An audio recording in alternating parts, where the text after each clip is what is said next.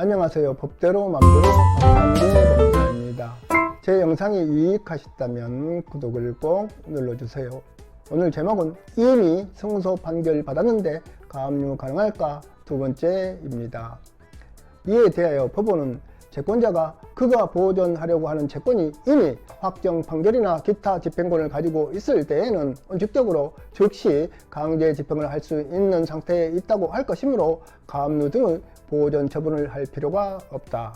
다만 집행권이 존재한다고 하더라도 그 집행권을 가지고 즉시 강제 집행을 할 수 없는 특별한 사정이 있는 경우에 후에 이 집행권으로서 강제 집행을 할 수 있게 될 때에 비로소 집행에 들어감으로써 발생하게 되는 손해를 방지하기 위하여는 이 집행권에 기한 집행의 보존을 할 필요가 있다.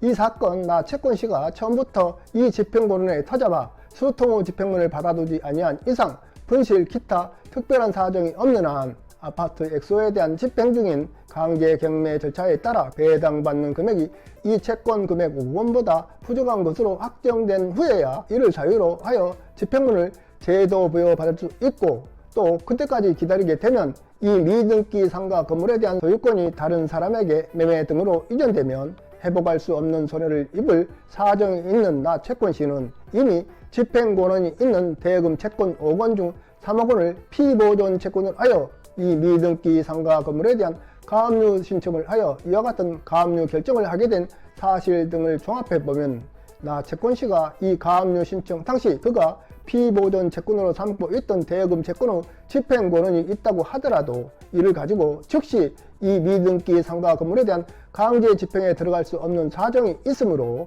이 가압류 신청은 보존의 필요성이 있다 할 것이므로 이를 입법한 가압류 결정이라고 할 수 없다고 하면서 김채무 씨의 신청을 기각하였습니다.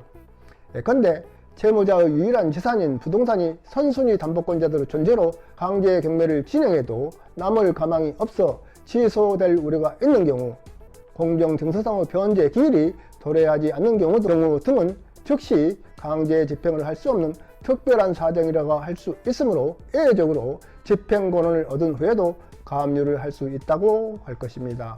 따라서 집행권한을 가지고 있음에도 불구하고 채무자의 재산에 대한 가압류를 신청할 경우 가압류를 신청할 수밖에 없는 특별한 사정을 적극적으로 소명하여 법원의 가압류 결정을 받아야 할 것입니다.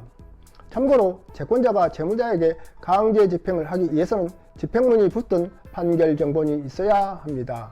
다만 지급명령이나 이행공고 결정 등에는 집행문이 필요하지 않는 예외가 있습니다.